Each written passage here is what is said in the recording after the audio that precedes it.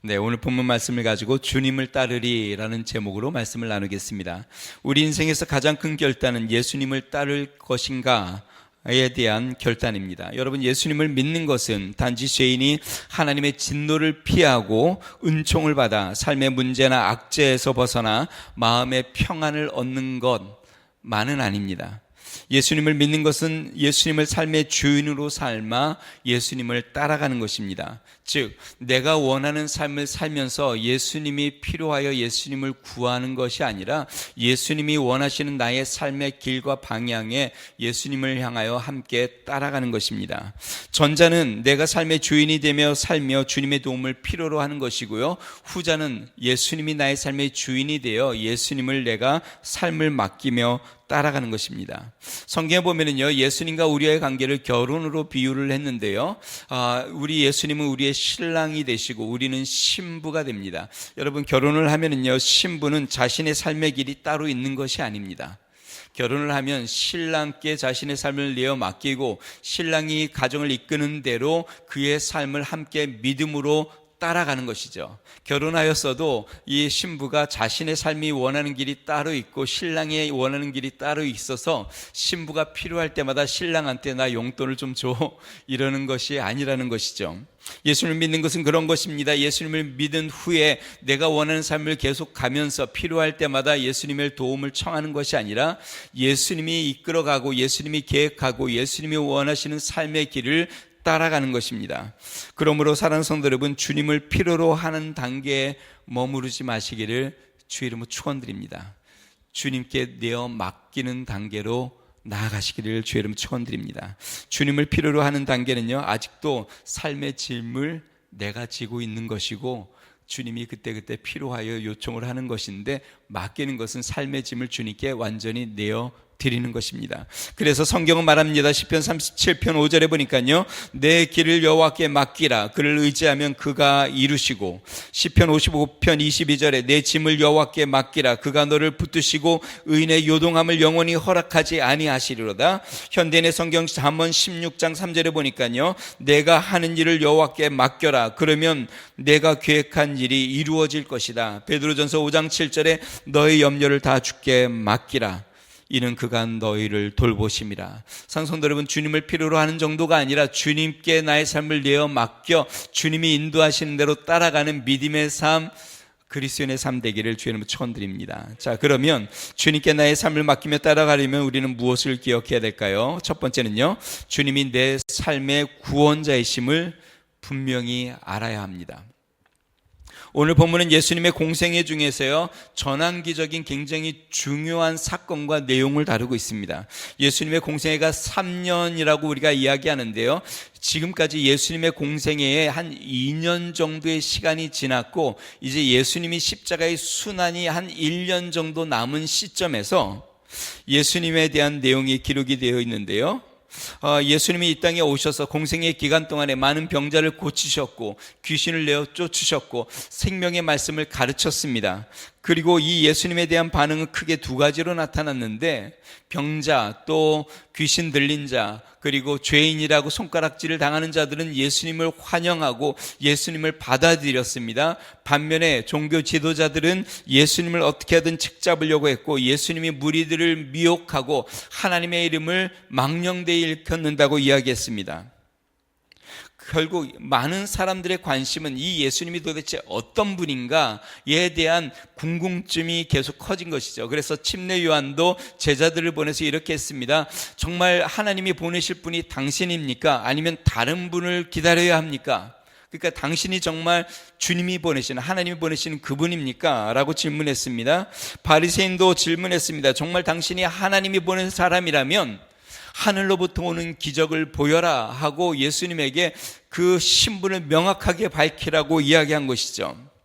자, 때가 되어 이제 공생의 2년이 지나고 순환 예수님의 십자가 사건 1년을 앞둔 다음에 예수님께서 자신의 신분에 대하여 제자들에게 명확하게 밝히는 내용이 오늘 본문입니다. 예수님이 제자들에게 이렇게 이야기합니다. 사람들이 나를 누구라고 하느냐.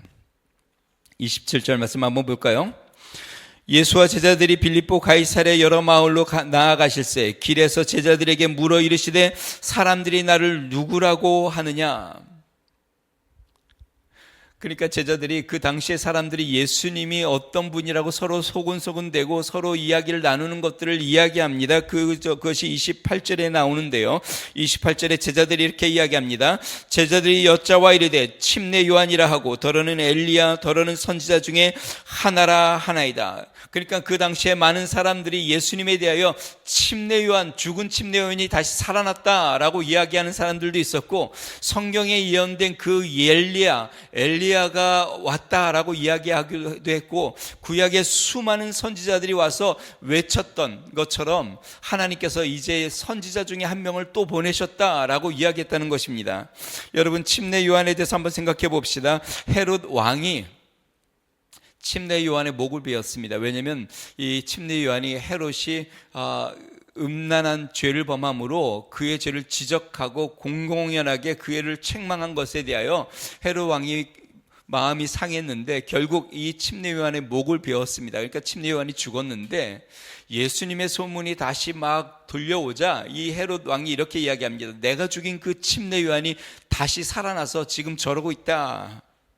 그래서 사람들이 죽은 침례 요한이 다시 살아났다라고 생각한 것입니다. 엘리야는 그렇습니다. 말라기, 그러니까 구약 성경 마지막 성경에 하나님께서 메시아를 보낼 건데 이 메시아 전에 메시아의 길을 예비할 사람을 먼저 보내는데 엘리야를 보낼 것이다 라고 이야기했습니다. 말라기 3장 1절에 보니까요, 만군의 여호와가 이르노라 보라 내가 내 사자를 보내리니 그가 내 앞에서 길을 준비할 것이요. 말라기 4장 5절에 보니까 보라 여호와의 크고 두려운 날이 이르기 전에 내가 선지자 엘리야를 너에게 보내리니. 그러니까 하나님이 보내실 메시아 전에 그 길을 예비하고 준비할 엘리야를 먼저 보낼 것이다 라고 성경에 예언됐습니다. 그래서 사람들은 예수님이 바로 그분 아닌가, 하나님이 보내실 이스라엘 백성들을 구원하고 온 인류를 구원할 그 메시아를 보내기 전에 그 길을 예비하는 그 엘리야가 이분이 아닌가라고 생각했습니다. 자, 그런데 실제로 이 엘리야는 침례 요한에 대해서 한 이야기입니다. 침례 요한이 잉태되었을 때에 그의 아버지 사가랴에게 천사가 나타나서 그에게 이렇게 태어날 아이가 어떤 아이인지를 이렇게 예언합니다. 누가복음 1장 17절에 보니까요, 그가, 여기서 그가라는 사는 이제 태어날 침례 요한에 대해서 이야기합니다. 그가 또 엘리야의 심령과 능력으로 주 앞에 먼저 와서 아버지의 마음을 자식에게, 거스르는 자를 의인의 슬기에 돌아오게 하고 주를 위하여 세운 백성을 준비하리라. 다시 이야기하면 침례 요한, 그가 바로 엘리야, 하나님이 메시아를 준비한 엘리야였습니다. 당시 사람들은 이 예수님이 침례 요한인지 아니면 메시아 오시기 전에 선포하는 엘리야인지 아니면 선지자 중에 한 명인지에 대한 의구심이 많이 들었습니다. 자, 그때 예수님께서 제자들에게 묻습니다. 너희는 나를 누구라고 하느냐? 그러자 베드로가 대답합니다. 주는 그리스도이십니다. 오늘 본문 말씀을 한번 볼까요? 29절 우리 같이 한번 읽어보겠습니다. 시작. 또 물으시되 너희는 나를 누구라 하느냐? 베드로가 대답하여 이르되 주는 그리스도시니이다 하매. 마태복음 16장 16절은 이렇게 표현됐습니다. 시몬 베드로가 대답하여 이르되 주는 그리스도시요 살아계신 하나님의 아들이시니이다. 사랑하는 성도 여러분, 우리가 주님을 따라가고 우리의 삶을 내어 맡기려면 주님이 어떤 분인지를 우리는 분명히 알아야 합니다. 우리가 몸이 좀 아파서 수술을 받는다고 한번 생각해 봅시다. 수술을 받으면 무턱대고 아무 병원에 가서 우리가 잘 알지 못하는 의사에게 우리의 몸을 맡기지는 않을 겁니다. 그 전에 이 의사가 학벌이 어떤지, 또 수술의 이력이 어떻게 되는지, 또 얼마나 중대한 수술을 잘 마쳤고 사람들의 평가가 어떤지, 이 모든 것들을 다 살펴볼 겁니다. 그냥 단지 가깝고 교통이 편하고 또 병원비가 저렴하다고 해서 그 병원을 선택하거나 의사를 선택해서 자신의 몸을 맡기지는 않을 겁니다. 여러분, 우리의 삶을 맡기려면 정말 예수님께 내 삶을 맡기만 한지, 예수님이 내 삶을 책임져 줄만 한지, 예수님이 나의 삶을 보장해 주실 수 있는 분인지를 우리는 분명히 알아야 예수님을 따라갈 수 있는 것이죠. 자, 그런데 베드로가 이렇게 얘기합니다. 당신은 그리스도이십니다. 그리스도, 다시 이야기하면 메시아, 하나님이 기름 부어 보내신, 우리를 구원하기 위하여 보내신 분, 하나님의 아들입니다. 여러분 놀랍지 않습니까?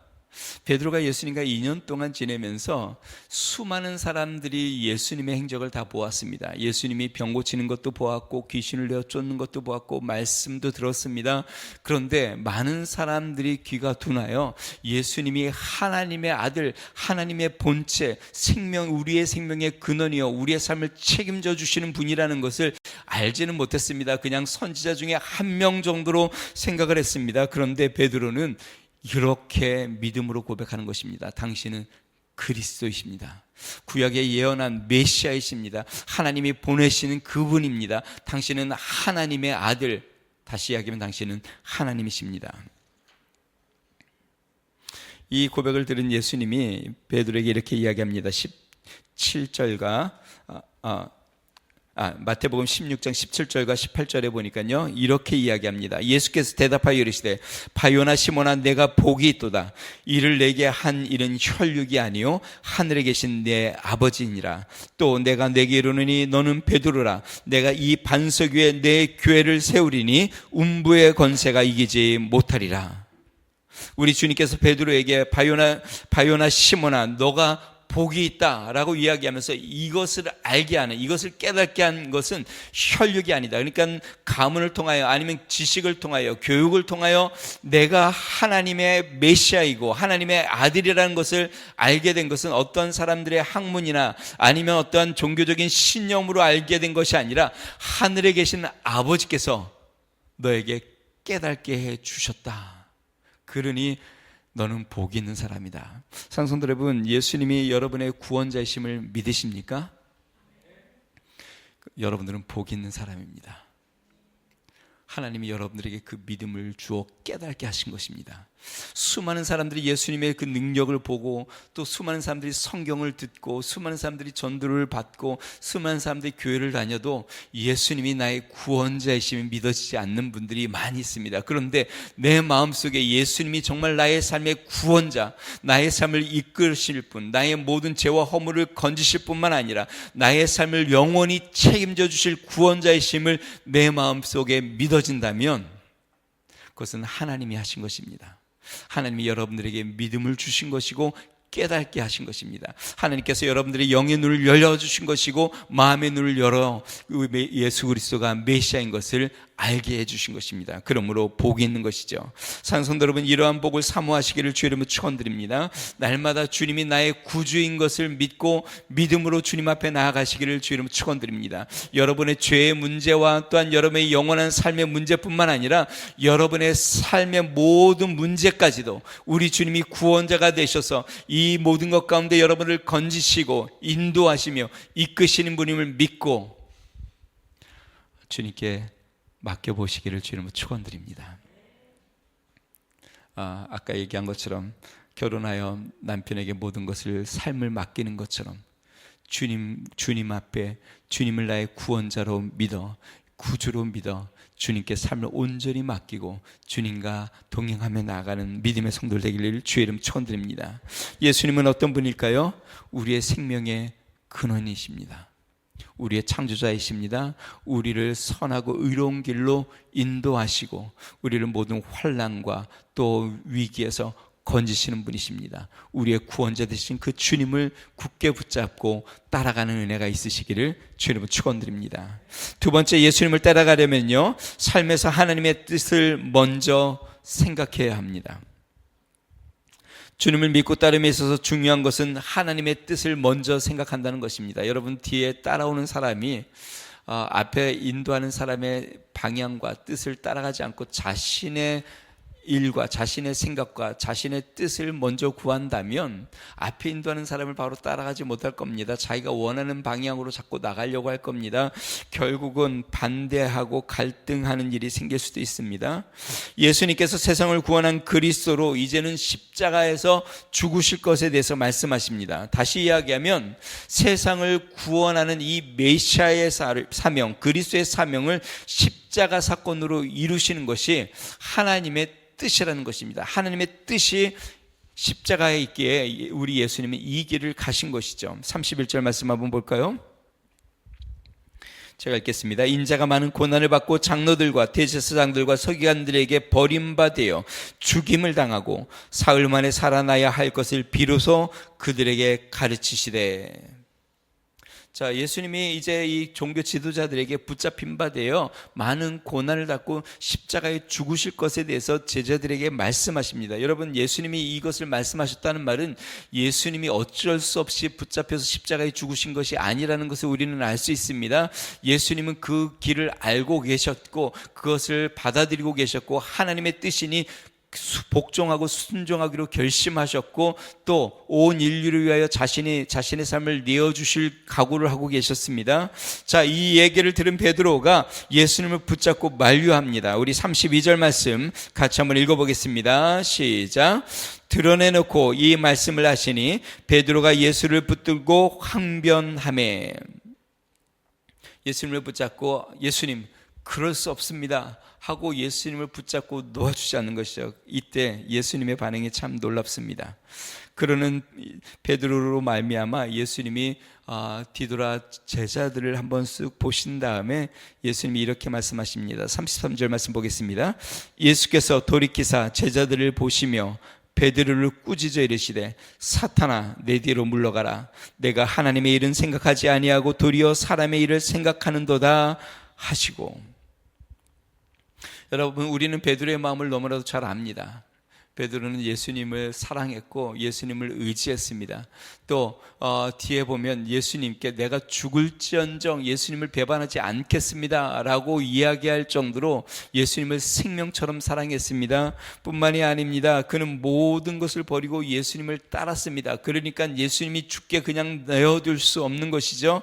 자, 그런데 예수님이 그에 대하여 사탄이라고 호통을 칩니다. 물론 베드로가 사탄은 아닙니다. 그 당시에 베드로의 마음에 사단이 그의 마음을 휘저어서 그의 마음에 예수님에게 그럴 수 없습니다 라고 반항하는 마음이 든 것이죠. 베드로는 하나님의 뜻, 예수님이 십자가에 죽으셔서 온 인류를 구원하셔야 하는 이 메시아 하나님의 뜻을 생각한 것이 아니라 자신이 사랑하는 그 예수님, 또 자신과 정이 든 그 예수님, 자신의 그 정의와 또 의리, 관계, 또 자신이 모든 것을 버리고 예수님을 쫓았던 그 일들, 이 모든 것을 종합해 볼 때, 그리고 수많은 사람들이 예수님을 따르는 이 모든 광경을 볼 때에 예수님이 죽으시면 안 된다고 생각했던 그것이 바로 사람의 일이었고, 그것은 사단이 그 베드로의 마음속에 유혹을 준 것입니다. 성도 여러분, 우리가 예수님을 따르려면 사람의 일을 먼저 두면 안 되고 하나님의 일을, 하나님의 뜻을 먼저 두어야 합니다. 우리가 전에 살펴보았죠. 가룟 유다가 향유옥합을 깨뜨려 붓는 그 여인에게 이렇게 이야기했습니다. 왜 이걸 이렇게 낭비하느냐? 300데나리온에 팔아 가난한 사람들에게 나눠주는 것이 옳지 않느냐? 자, 그것은 사람의 일을 생각하는 것이죠. 하나님의 뜻을, 하나님의 일을 생각하지 않은 것이죠. 성도들 여러분, 하나님의 일을 먼저 생각할 수 있는 믿음의 성도들 되시기를 주의 이름으로 축원드립니다. 나의 가정과 미래와 생활과 꿈, 나의 의로움과 나의 이름을 먼저 두지 아니하고 우리 주님을 먼저 두는 믿음의 성도들이 되기를 주의 이름으로 축원드립니다. 하나님의 뜻이 나의 삶에 이루어지기를 소망하고 하나님의 뜻을 따라가기로 결심하는 믿음의 성도들 되기를 주의 이름으로 축원드립니다. 그래서 예수님께서 마태복음 6장에 너희는 먼저 그의 나라와 그의 의를 구하라. 그리하면 이 모든 것은 너에게 더하시리라. 다시 이야기하면 사람의 일은 그 다음에 주님의 나라와 죄를 구하면 이 모든 것을 더하여 주신다라고 이야기하셨습니다. 여러분, 순종이 무엇일까요? 순종은 내 뜻과 내 생각을 내려놓고 주님의 뜻을 따르는 것입니다. 우리의 믿음의 길은 순종의 길입니다. 날마다 나를 내려놓고 주님의 길을 따라 주님이 기뻐하시는 삶을 나아가는 것, 그것이 바로 그리스도인의 삶입니다. 저는 이런 생각이 듭니다. 예수님께서 지금 제자들과 2년을 함께 했습니다. 동고동락하고 제자들이 모든 것을 다 보았습니다. 그리고 이제는 1년 이 시간은요, 조금 어려운 시간들이 찾아옵니다. 예수님이 계속 쫓겨다니기도 하고 핍박을 받기도 하고 결국은 붙잡혀서 십자가에 돌아가시는 일까지 이제 나옵니다. 자, 2년쯤 됐을 때 예수님께서 제자들을 보고 물어본 겁니다. 나를 따라오겠느냐?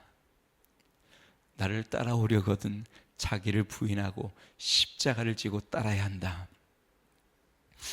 우리가 신앙생활을 하다 보면 처음에는 허니문 같은 시간들이 있습니다. 주님을 만나 기쁘고 주님이 나의 삶 가운데 막 일하시고 말씀도 하시고 은혜를 받아 찬양 가운데 눈물도 흘리고, 자, 그런데요, 하나님이 어느 정도 때가 되면 정말 나를 따라오겠느냐 하고 우리에게 묻습니다.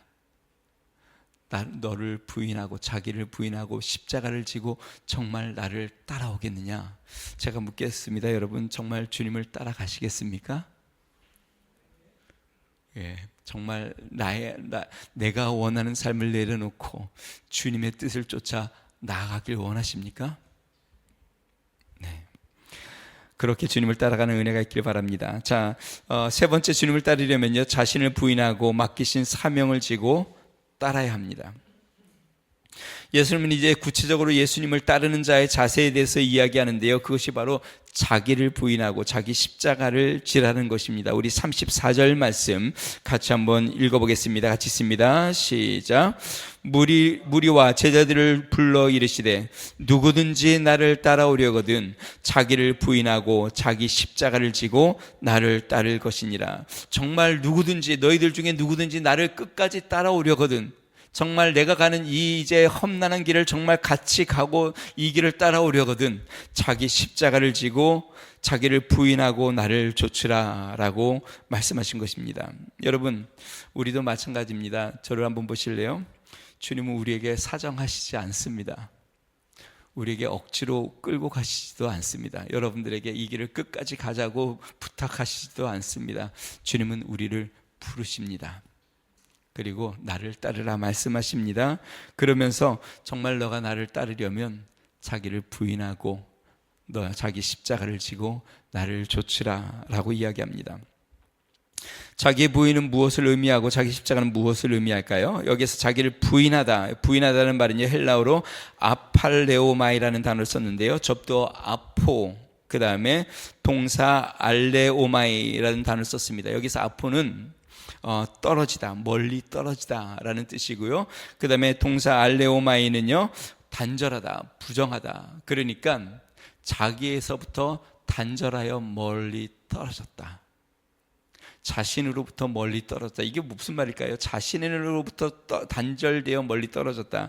그 다음 구절을 읽으면 좀 이해가 됩니다. 35절 말씀 볼까요? 누구든지 자기 목숨을 구원하고자 하면 잃을 것이요 누구든지 자기와 복음을 위하여 자기 목숨을 잃으면 구원하리라. 다시 이야기하면 자신의 목숨을 위하여 사는 욕망과 욕심에서 멀리 떨어져 분리되는 것을 이야기합니다. 목숨을 위하여, 그래서 예수님이 이렇게 이야기했죠. 목숨을 위하여 무엇을 먹을까, 무엇을 입을까, 무엇을 마실까 염려하지 말라. 그 다음에 아까 제가 인용한 말씀이죠. 먼저 그의 나라와 그의 의를 구하라. 다시 이야기하면 자기를 부인을 한다는 것은 목숨을 위하여 사는 삶을 이야기합니다. 여러분, 우리가 목숨을 위하여 사는 삶은 굉장히 본능적이고 원초적인 것이죠. 먹고 살아야 하니까. 예수님 믿는 분들도 많이 그러잖아요. 먹고 살아야 하니까. 자녀들을 양육해야 하니까, 노후를 준비해야 하니까. 다 먹고 사는 일이죠. 대부분 다 먹고 살기 위하여 사는 것이죠. 자기를 부인한다는 것은 먹고 살기 위하여, 그러니까 목숨을 위하여 사는 것이 아니라 주의 뜻을 위하여 사는 것입니다. 여러분 어떠세요? 먹고 살기 위해서 목숨을 위하여 삽니까? 주의 뜻을 위하여 삽니까?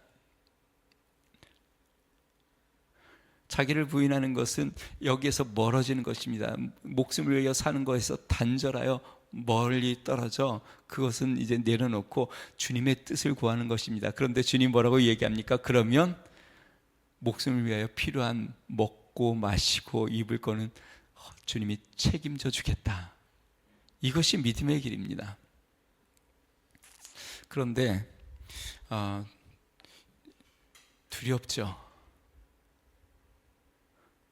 주님을 위해서 내가 먹고 사는 것을 내려놓고 주님을 따라간다는 것, 주님의 뜻을 먼저 구한다는 것이 이게 믿음으로 행하지 않으면 쉽지 않은 일입니다. 그런데 그렇게 자기를 부인하며 사는 것이 믿음의 길, 그래야 주님의 길을 따라갈 수 있다라고 이야기합니다. 사도 바울이요, 서신서 마지막 부분에 이렇게 적습니다. 그가 감옥에 있을 때 수많은 사람들이 바울을 쫓았는데, 베드로가 이제 십자가에 감옥에 갇혀서 고난을 많이 당할 때 많은 사람들이 예수님을 버리고 떠나갔습니다. 그래서 서신에 이렇게 적습니다. 누구는 세상을 사랑하여 떠나갔고, 누구는 떠나갔고, 누구는 떠나갔고. 처음에는 예수님의 기적이 나타나고 바울이 가는 곳곳마다 병든 자들이 일어나고 하나님의 역사가 막 나타나니까 사람들이 구름대처럼 몰려들었는데, 그런데 나중에 사람들이 어려움이 찾아오니까, 고난이 찾아오고 핍박이 찾아오니까 누구도 떠나가고 누구도 떠나가고 누구도 떠나갑니다. 여러분, 예수님도 마찬가지입니다. 지금 이때까지는 예수님 주위에 수많은 사람들이 몰려드는데요, 이제 뒤쪽에 가면 사람들이 다 떠나가기 시작합니다. 그래서 예수님이 제자들을 보시고 이렇게 말씀하십니다. 너희들도 가겠느냐? 너희들도 가겠느냐?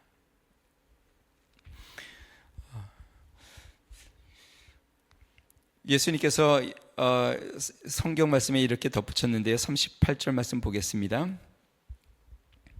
누구든지 이 음란하고 죄 많은 세대에서 나와 내 말을 부끄러워하면 인자도 아버지의 영광으로 거룩한 천사들과 함께 올 때에 그 사람을 부끄러워하리라. 여기에서 부끄러워한다라는 뜻은요, 무엇이냐면 부인한다, 나랑 아무 상관이 없다. 그러니까 이 세상에서 우리 예수님과 나는 아무 상관이 없습니다.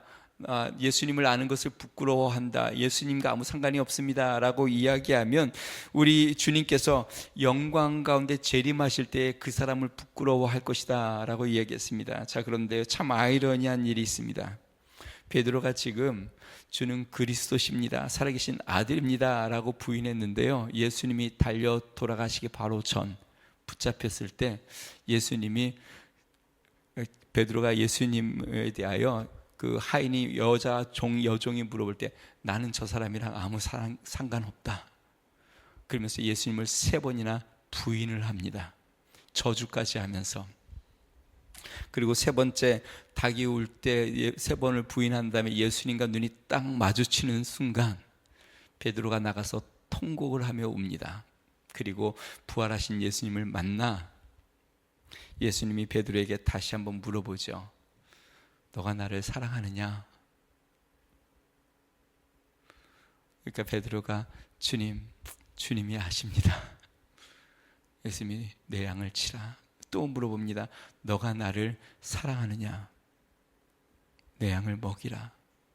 너가 나를 사랑하느냐? 결국 베드로는 어떻게 됐을까요? 예수님이 주신 이 십자가를 거꾸로 메고 순교하였습니다.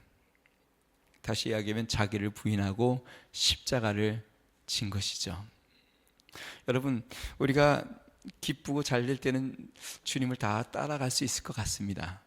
분위기도 좋고 음식도 맛있고 사람들도 많아, 일도 아주 재밌고 모든 일들이 주님, 내가 하는 일도 잘 풀리고 사업도 예수님 믿으니까 막 잘 되는 것 같고 모든 일들이 계획대로 다 잘 되는 것 같고, 그런데 때로 우리의 삶 가운데 주님의 길을 가다가 어려움도 당하고 핍박도 받고 힘든 일을 경험하고, 또 이러한 모든 일을 할 때 내가 원하는 것을 포기해야 되고 내려놔야 되는 그 순간, 내가 생명처럼 여겼던 그것조차도 주님이 내려놓으라고 말씀하실 때, 주님의 뜻으로 나를 부르실 때 자기를 부인하고 자기의 십자가를 지고 따라가는 것, 그것이 바로 우리 그리스도인입니다.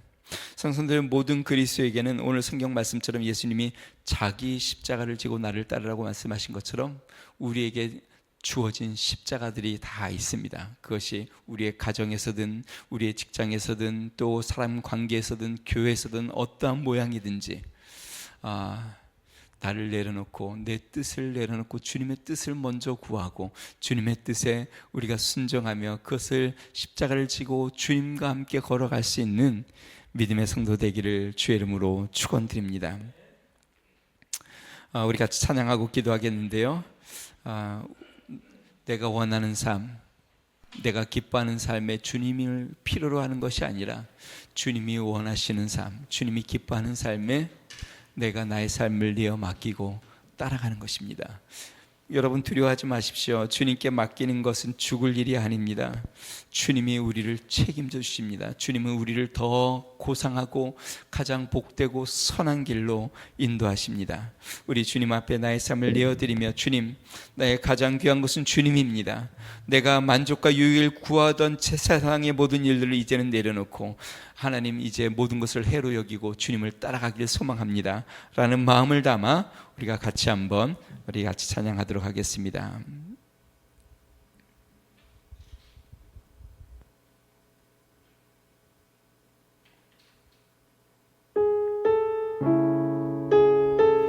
나의 만족과 유익을 위해 가지려 했던 세상 일들 이제 모두 해로 여기고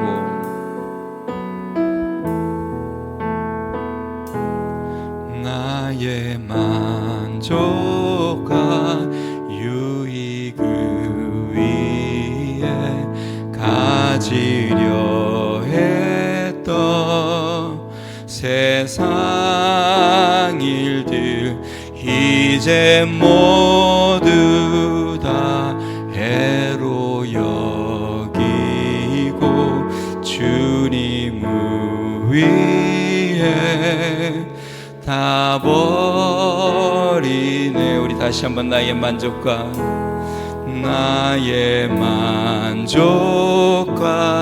유익을 위해 가지려 했던 세상 일들 이제 모두 다 해로 여기고 주님을 위해 다 버리네. 내 안에 가장 귀한 것 주님을 알미라. 모든 것 되시며 의와 기쁨 되신 주 사랑합니다.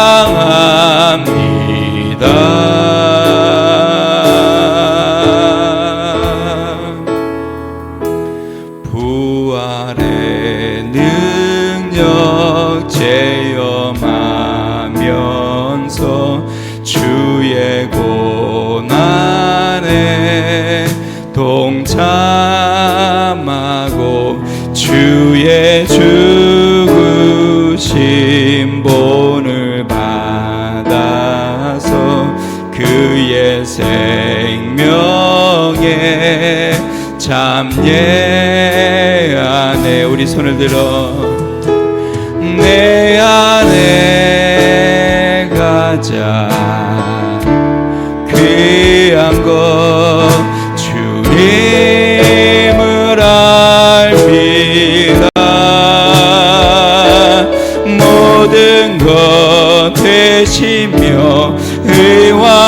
기쁨 되신 주 사랑합니다.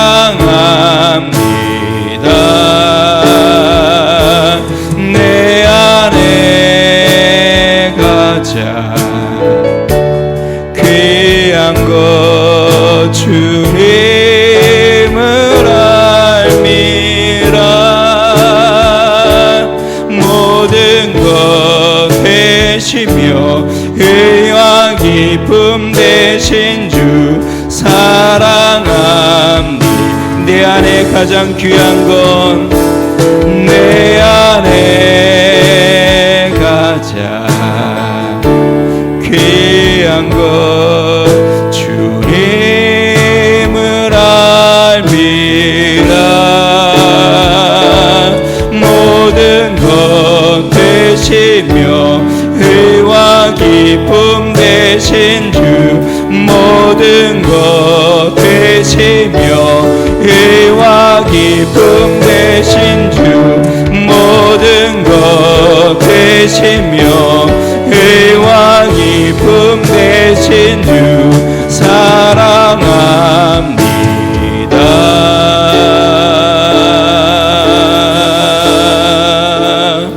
나의 주. 우리 같이 한번 기도하겠습니다. 사랑하는 성도 여러분, 주님은 우리에게 사정하시지는 않습니다. 억지로 여러분들을 끌고 가시지도 않습니다. 주님은 내가 너를 책임져 주겠다. 내가 너의 삶을 인도해 주겠다. 내가 너를 구원하고 내가 너와 함께하고 영원히 너를 떠나지 않겠다. 나를 따르라 말씀하십니다. 우리 삶 가운데 우리 주님을 믿음으로 따라가는 삶 되기를 소망합니다. 자신의 일을 먼저 두지 아니하고 하나님의 뜻을 우선으로 두고 나를 부인하며 주님을 구하고 주님 앞에 나의 삶을 드려 주님과 함께 믿음의 길, 십자가의 길을 기쁨과 즐거움으로 가 우리 하나님 앞에 영광스러운 그 길을 갈 수 있는 믿음의 삶 되게 해달라고 우리 이 시간에 같이 한번 기도하겠습니다. 존귀하신 하나님 아버지 감사합니다. 자신의 만족과 유익을 위하여 하나님 가지려고 했던 세상의 모든 일들 하나님 아버지 이제 모든 것을 해로 여기고 하나님 주를 위하여 버리며 하나님 주의 길을 가는 믿음의 성도들 되게 하여 주시옵소서. 하나님 아버지 주님의 부활의 능력이 우리 안에 있고 하나님 아버지 주의 고난에 우리가 함께 동참하며 하나님 아버지 주의 죽으심을 본받아 하나님 아버지 우리도 그 생명의 길에 나아가게 하여 주시옵소서. 하나님 누구든지 나를 따라오려거든 자기를 부인하고 하나님 자기 십자가를 지고 나를 좇으라 말씀하신 것처럼 하나님 자신의 목숨을 위하여 무엇을 먹을까 입을까 마실까 염려하지 말고 먼저 주의 나라와 주의 의를 구하라 말씀하신 것처럼 하나님 아버지 주님 목숨을 위하여 살지 아니하고 하나님의 뜻을 위하여 사는 자들 되게 하여 주시옵소서. 하나님 아버지 우리의 생명을 책임지시고 우리의 길을 인도하시고 우리의 영원한 구원자지시며 하나님 아버지 우리와 영원히 동행하시고 하나님 아버지 우리를 지키시며 인도하시는 그 하나님을 붙잡고 믿음으로 나아가는 거룩한 삶이 되게 하여 주시고 하나님 아버지 그 하나님 앞에 우리의 삶을 내어 맡기며 하나님 즐거이 기쁨으로 하나님 아버지 주님과 동행하며 나아가는 믿음의 삶이 되게 하여 주시옵소서. 능하신 하나님 아버지 수많은 믿음의 선진들이 걸었던 그 믿음의 길 하나님 아버지 수많은 제자들이 하나님 걸었던 그 십자가의 길 하나님 아버지 지금도 하나님 자신을 내려놓고 주님의 뜻을 구하며 걸어가는 수많은 하나님 믿음의 동료들이 있사오니 능하신 하나님 아버지 우리도 하나님 아버지 그 믿음의 길 주를 바라보고 주님을 부끄러워하지 아니하며 하나님 주님을 드러내며 나타내며 믿음의 길을 걷는 믿음의 성도들이 되도록 주여 은혜를 더하여 주시고 인도하여 주시옵소서. 주의 권능과 은혜가 우리 가운데 충만하게 하여 주시옵소서. 주님 감사합니다. 존귀하신 하나님 아버지 감사합니다. 누구든지 나를 따라오려거든 자기를 부인하고 자기 십자가를 지고 나를 좇으라 말씀하신 주님, 능하신 하나님 아버지 주님 세상의 일 목숨을 위하여 사는 삶을 내어버리고 하나님 주님의 뜻을 먼저 구하는 믿음의 삶 되게 하여 주시옵소서. 무엇을 먹을까 무엇을 입을까 무엇을 마실까 염려하지 말라. 하늘에 계신 너희 아버지께서 너에게 있어야 할 것을 다 아신다 말씀하신 주님, 먼저 그의 나라와 그의 일을 구하며 이 모든 것을 너에게 더하신다 말씀하신 주님, 하나님의 뜻을 구하고 주의 뜻대로 우리의 삶을 드려 하나님 우리의 삶을 온전히 내어 맡기게 하여 주시고 우리의 삶을 책임지고 돌보시며 먹이시며 입히시는 주님의 놀라우신 은혜 앞에 하나님 우리가 믿음으로 나아가게 하여 주시옵소서. 이번 한 주를 살 때에도 우리의 삶을 주님 앞에 내어 맡기고 주님을 즐거이 따라가며 주님을 자랑하는 믿음의 삶 되도록 은혜를 베풀어 주시옵소서. 이제는 우리 주 예수 그리스도의 은혜와 하나님 아버지 무한하신 사랑과 성령님의 감동 감화 내주 충만케 하시는 종이 자신의 목숨을 위하여 살지 아니하고 하나님 아버지의 뜻을 위하여 삶을 들여 주님께 온전히 내어 맡기는 삶으로 주님과 동행하며 나아가기로 결심하는 믿음의 성도, 가정과 교회와 나라와 민족 위에 이제로부터 영원토록 함께 하시기를 간절히 축원하옵나이다. 아멘.